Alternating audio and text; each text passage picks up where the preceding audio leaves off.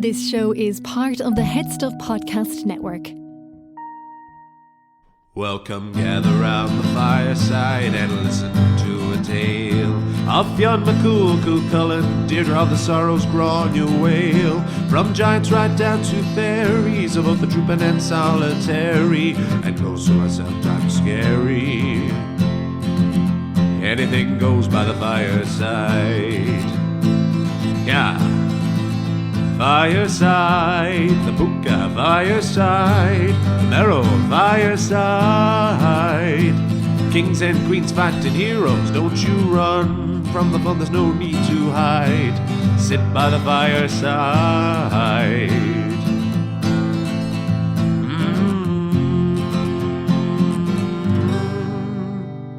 Fireside.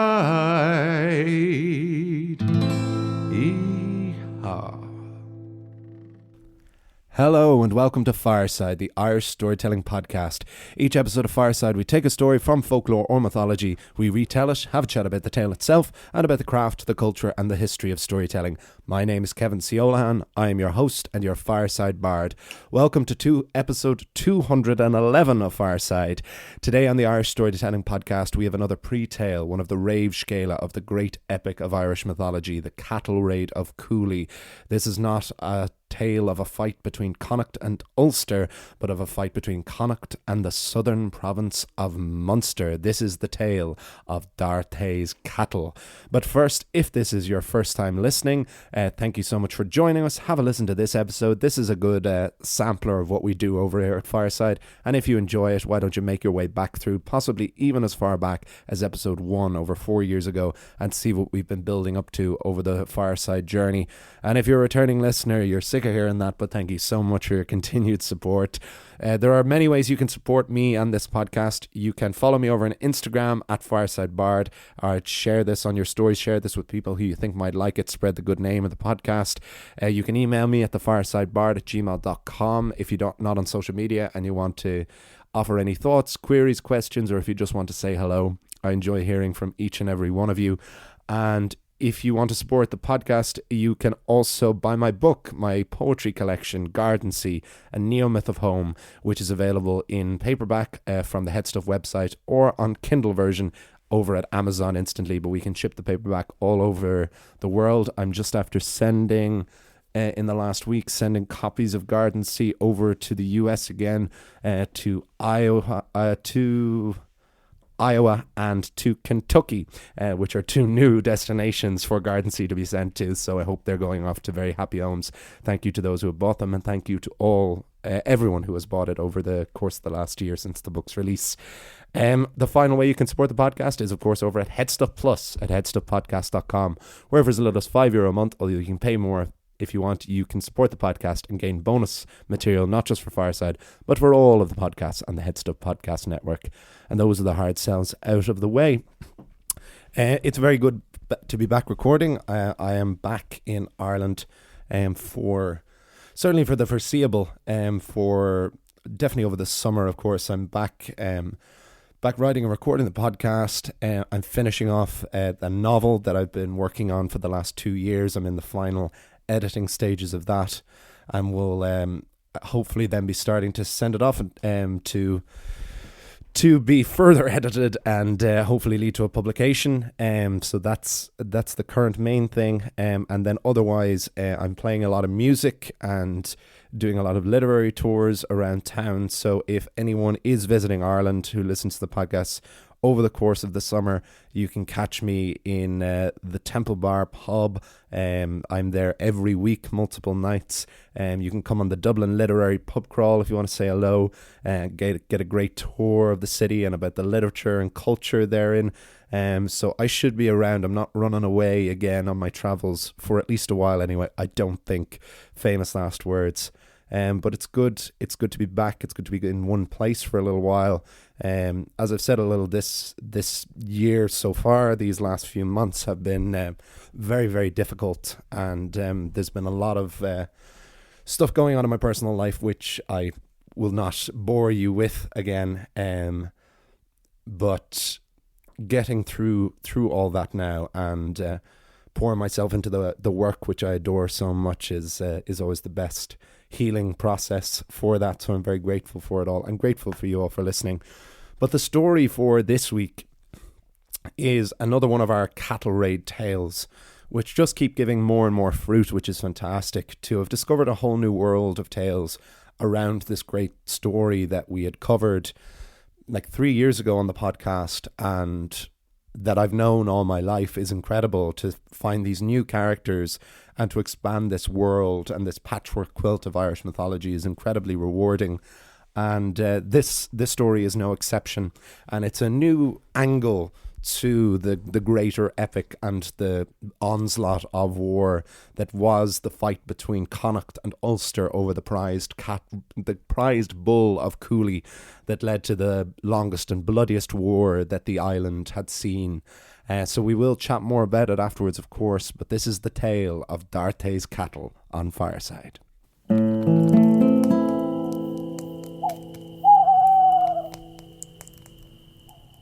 Dartaid's Castle. In the proud southern Irish province of Munster, there lived a king named Yoho Bay. This chieftain had in his care 40 fosterlings, all of them sons of the multiple kings of Munster. And to nurture each one of these foster sons to adulthood were 40 milk cows.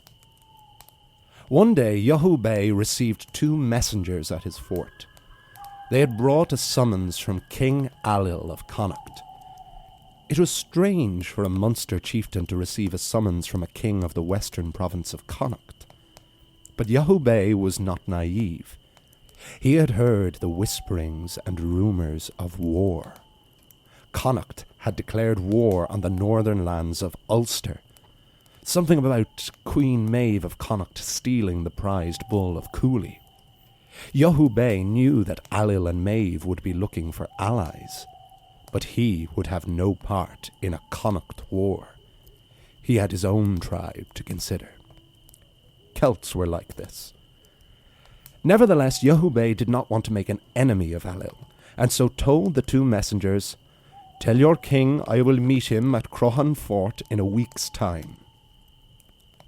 That night, as Yoho Bay lay asleep in bed, he was visited by 2 figures, both young in appearance, one male and one female.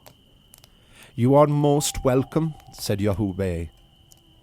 "Do you know who we are?" said the woman. "Where have you ever seen us before?" Yoho felt he did know the mysterious figures, but couldn't place either of their names. He also didn't want to insult the spiritual apparitions, and so said, "I feel as if we 3 have always been near to each other." The woman said, "True enough, you have been close to both of us, Yoho Bay, but you have never come face to face with either of us." This was all getting very cryptic for the Munster king, so he asked, "Where have you come from?" "We have come from the Fairy Mound." "And why have you come here?" "To give counsel that will lead to honour and renown to you at home and abroad." "Well, counsel would be very much appreciated."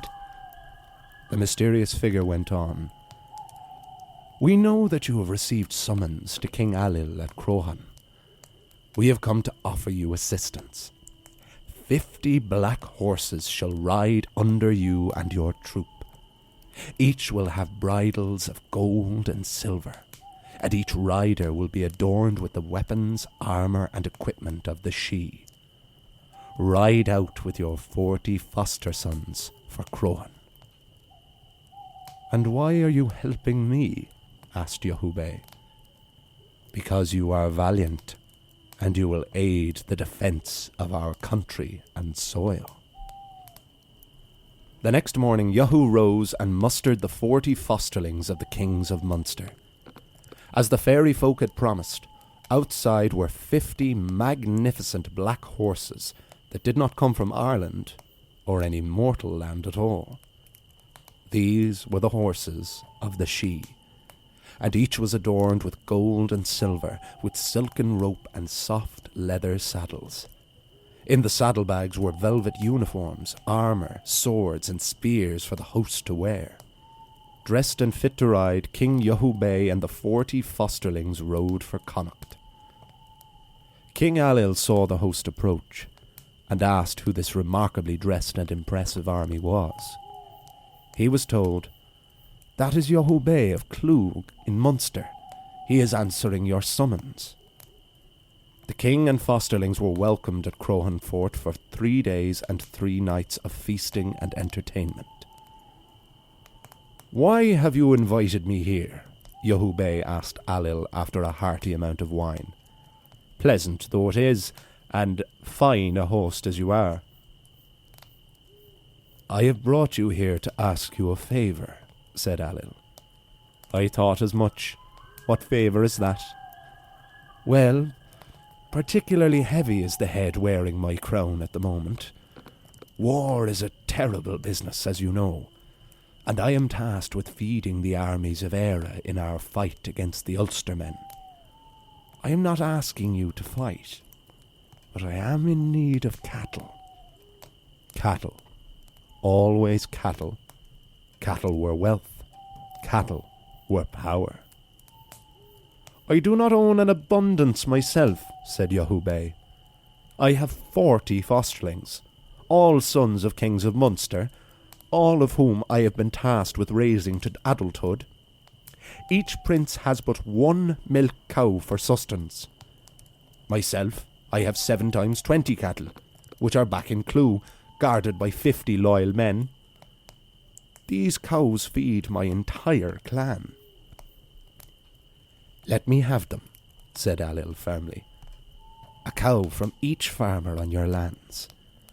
In return, you will have the protection of the armies of Éire. War is coming, Yahubay, and it is a war that we are going to win. But we can only protect our allies, and if you do not aid in the war effort, I cannot protect you from Ulster." What choice did Yahubay have? "Very well. If you can guarantee our protection, Connaught may have our cattle." After 3 days and 3 nights of drink, food and song, Yahubay and the 40 foster sons left Crohan to return to Munster to collect his cattle. But on their way there, the Munster men were intercepted by an army from Mayo in the west of Connaught. An army of 140 men, more than twice that of Yahubay. With their strange black horses and decadent dress, the Munster army looked like enemies to the Mayo men, and an attack began. The shimmering brand new weapons of the Sidhe glistened in the hands of Munster fosterlings, but ultimately the forces of Mayo triumphed, and Yahubay was slain, surrounded by his 40 fallen foster sons. When word reached Munster of the death of all of their crown princes, it was said another 80 died of sorrow. But back in Crohan in Connaught, as Alil slept in his bed, the same bed he shared with Queen Maeve, it was a conversation in this bed that had started the whole bloody war with Cooley. But that night, it was Alil who had a vision. A young woman and man, the same 2 spirits who had visited Yahubay. But of course, Alil didn't know that. Nor was the king of Connaught as coy or polite as the Munster king had been. "Who are you?" Alil asked. "We are victory and defeat," said the woman. "Well, victory is always welcome here," said Alil. "Defeat has no place in Connaught." "You will know victory in every form," said the woman. "What shall I do?" asked the king. "You must first seize the cattle of Dartaid. She is the daughter of Yahubay, and so has inherited all of the cattle and milk cows from him and his fallen fosterlings. Dartaid, as it happens, is also in love with your son, Orla MacAllil. If the prince rides for Munster, Dartaid will welcome him and give him her heart and all she possesses. Surround Orlem with the valiant troop of 40 sons from 40 kings of Connaught, and I will adorn them with the same fairy arms that the dead fosterlings of Munster once wore." At this, Ailill became suspicious. "If you armed Yahubay and made him such promises, why would I trust you?" "Because Yahubay did not question us. He had never known victory or defeat, but he had always been close to both. We came face to face with him and promised him fame and renown, but not victory. This we promise to you, King of Connaught." The Sidhe are treacherous, especially to mortals, but Ailill believed in victory, and the next morning fetched his son Orlem mac Ailill, gave him charge of 40 sons of Connaught, and sent him on the raid for Dartaid's cattle. But victory and defeat had made another visit the previous night, this time to Corplia, a king of Munster and father to one of the 40 fallen fosterlings. "Who are you?" the Munster king had asked. "We are the gathering of hosts and destruction." "The gathering of hosts is always welcome in Munster," said Corplia, "but destruction is an evil thing." "You will not know destruction," said Victory, "but you will kill the sons of nobles and kings, and avenge your son, Yahubay, and assure glory for all of Munster. The sons of Connaught come to steal cattle from your countrymen. Ride out with 140 warriors, and the honour of Munster will be preserved." At the 9th hour of the following day, Orlem mac Ailill and 40 sons of the kings of Connaught rode for Munster.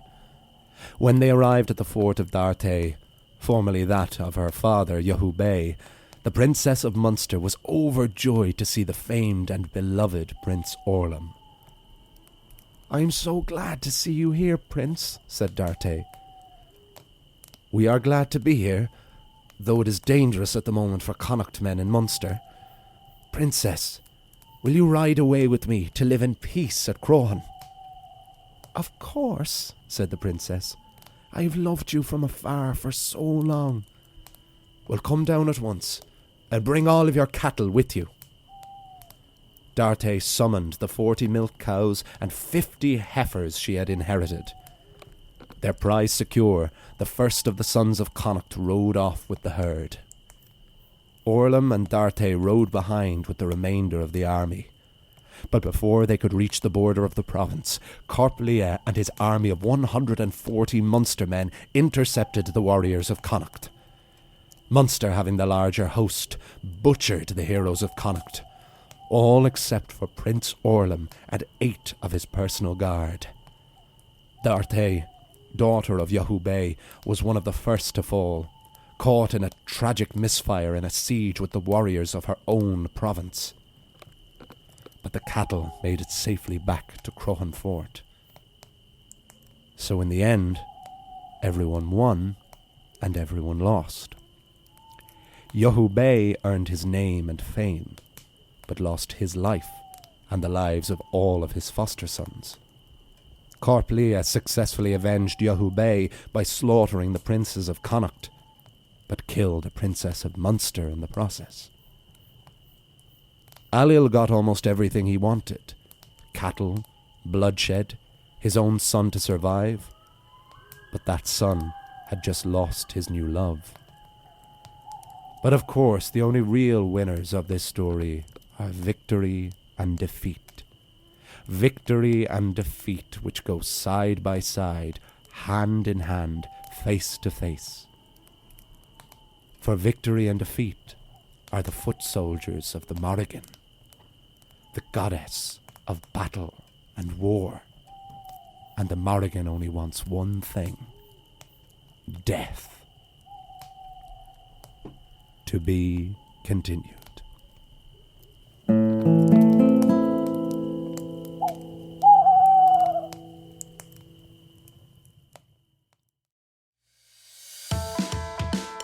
Hi, I'm Niamh Kavanagh. And I'm Gearóid Farrelly. And we are the hosts of Agony Rants. We have been friends for a long time, and on Agony Rants, we do what we've always done. Talk about people behind their backs and make suggestions on how they can improve their lives. No, we cheer them up on Monday morning and help them with their problems. By meddling in areas in which we are dangerously unqualified. Why don't you join us each week for a new episode? You'll find us wherever you do your listening with special bonus content for subscribers on headstuffpodcasts.com. Agony Rants, out now on the Headstuff Podcast Network.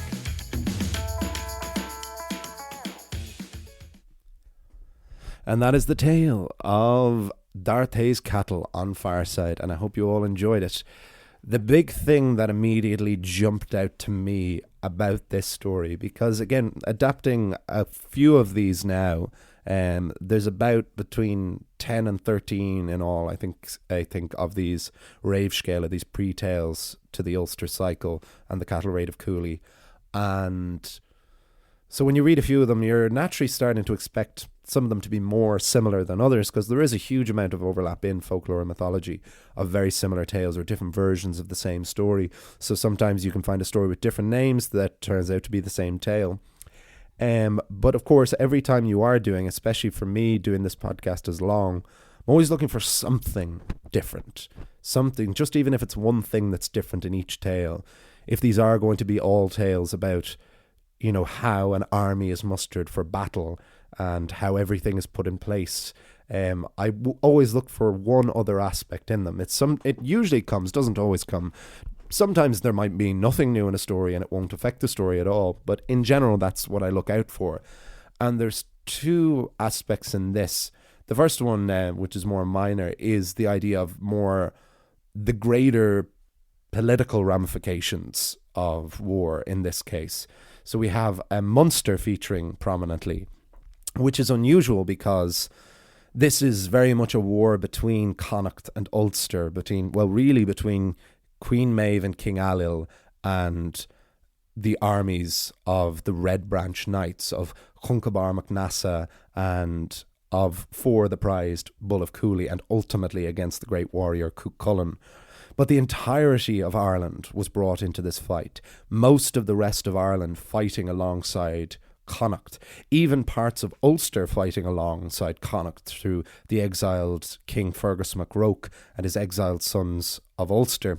So you had armies and warriors from all four provinces fighting against Ulster, which brings us back to something I discussed a long time ago when we were covering Cuchulainn properly, which is one of the most interesting things about Cuchulainn as a symbol, is that in the north of Ireland, Cuchulainn is used by a symbol as both sides, both polarities of the political coin. So to the Fenians, Cuchulainn has always very much been a symbol, especially associated with the 1916 Rising, most notably in the window of the GPO where that rising was fought. Now currently holds a statue of the dead Cuchulainn and is seen as this symbol of dying in battle and martyrdom and young lives lost and heroism and all of that kind of stuff. But in the north, in the loyalist side, on the other side of the coin, they see Cuchulainn as this Ulster hero who fought for Ulster against the rest of Ireland and against the united forces of the rest of the country. So it's very interesting because he is very much both those things, and that's an incredible power and influence, dangerously so often, that mythology and folklore can have because it is so easily symbolized. But so we have a Munster dog in the fight here through Yehu, who is summoned to Ailill, and Ailill, it doesn't even ask him for support in battle. He just asks him for cattle because he just needs more and more cattle. Cattle are power, cattle are wealth, and he needs to feed the armies and sustain the armies in this long and bloody war ahead. And Yehu basically gives him everything because Ailill just promises him protection because no one knows which way things will go in war. So he goes out and is tragically killed by some Mayo men who, again, very, very Celtic. Celts were really, really bad at uniting with each other, even against common enemies. They were very, very disparate. You kept in your clan. You didn't even really keep in your province. The province division was more of a later thing, kind of more of a colonial thing, because we had like a fifth province at that point. Meath was its own province, where the Hill of Tara, where the High King sat. But High King was very much a ceremonial position. So even amongst Munster clans, there would not really have been much loyalty, hence why there are so many kings. Historically, that is why Brian Boru is considered to have been so significant, because he was one who was able to unite Celtic tribes, and the last and really the only ones to ever do that against the Vikings. But even at that, the Vikings also had Celts on their side, and Brian Boru enlisted Vikings against other Vikings. So it's very, very not black and white. And so we have King Alil uniting as many forces as he can, which is very difficult. But then when Yehubei rides out, and he's in this finery that has been gifted to him by these fairy spirits embodying victory and defeat, whom we'll come back to, they encounter this Mayo clan, who you would think would just be supporting King Alil, but Mayo is a very different county and very different land. Even if it now comes under the same province, as we would call it, they would have very much need to have been recruited themselves, and they wouldn't know who was friend or who was foe, and seeing this strange dress would have implied that this was an enemy, and they wiped Yehubei and his fosterlings out. I should say at this point as well, this was a shorter story on the page, and in a thing that happens rarer with the myths, it happens a bit more with the folktales. I had to, not even had to, just it very naturally happened. I was able to flesh this one out a bit. I had to do a bit of connecting the dots.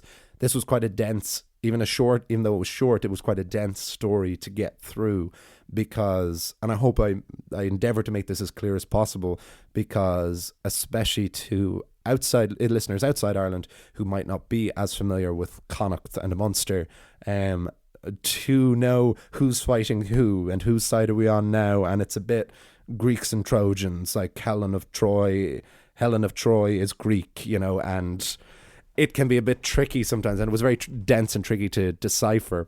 So I hope I was able to make it clear who was who and who was fighting on what sides. In fairness, the confusion and the malaise is kind of part of it, that it is just chaos, which seems to be ultimately what victory and defeat want. And that brings me to victory and defeat. Victory and defeat really these were the thing that really sparked my interest in this story. The politics and the featuring of Munster, and just kind of being in a different aspect of this very specific world was interesting. But having physical embodiments of concepts, or spiritual embodiments of concepts, such as victory and defeat, was something that I hadn't really encountered in Irish mythology before. It's not uncommon in ancient Greek drama. In Prometheus Bound, I think strength and honor are two characters. I could be wrong there. I think strength is definitely one of them, but that crops up a bit there. But it's unusual here. But what I love about it is it really reminds me of the tarot, of these physical and these personifications of concepts like justice and temperance and strength.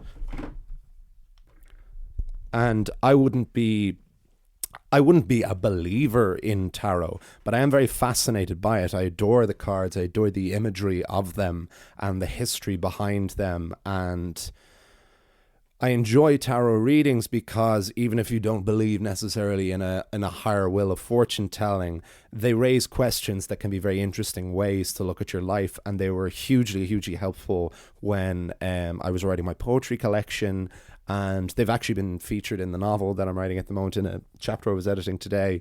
So there's something I do like to revisit, and I said mostly just the imagery of them, the very, very classic Rider-Waite imagery going back to the late 19th century, is endlessly inspirational and really stimulating creatively.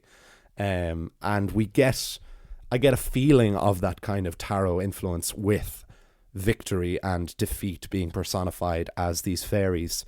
And it was ultimately my decision, or my addition, but it fits too well for it to not have been true, in the context of the story at least, that victory and defeat would very much be the foot soldiers of the Morrigan, because the Morrigan is the one who rules over all, and she is the one who decides who is going to live, who is going to die, who is going to win, who is going to lose. She decides who will be the victor and who will be defeated. And so it would imply that these victory and defeat are either herself, or an aspect of her, or they are her mere foot soldiers. Because that was one of the great conflicts between the Morrigan and Cuchulainn, was that Cuchulainn kept defying her by just not dying, and she tried everything to seduce him, to make him mortal by making him eat dog, which he had sworn a gassa, blood oath, never to touch.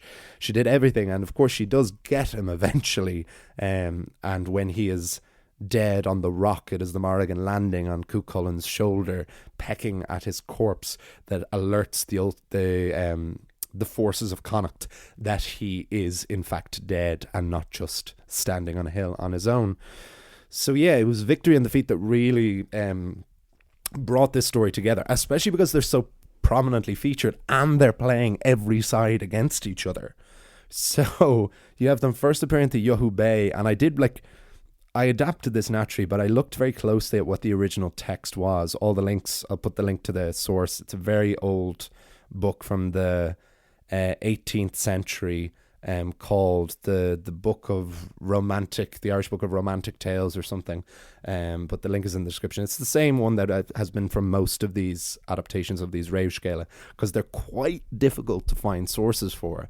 I was spoiled really with all of the sources I was able to have when adapting the Táin, because you've got Thomas Kinsella's masterpiece, you've got Kieran Carson's incredible adaptation. There's so many sources online and articles and reviews and everything. These stories are very, very hard to find, and even harder to find discussions or multiple versions of, which I love because I love getting to do a bit of digging, and I love a bit of treasure hunting.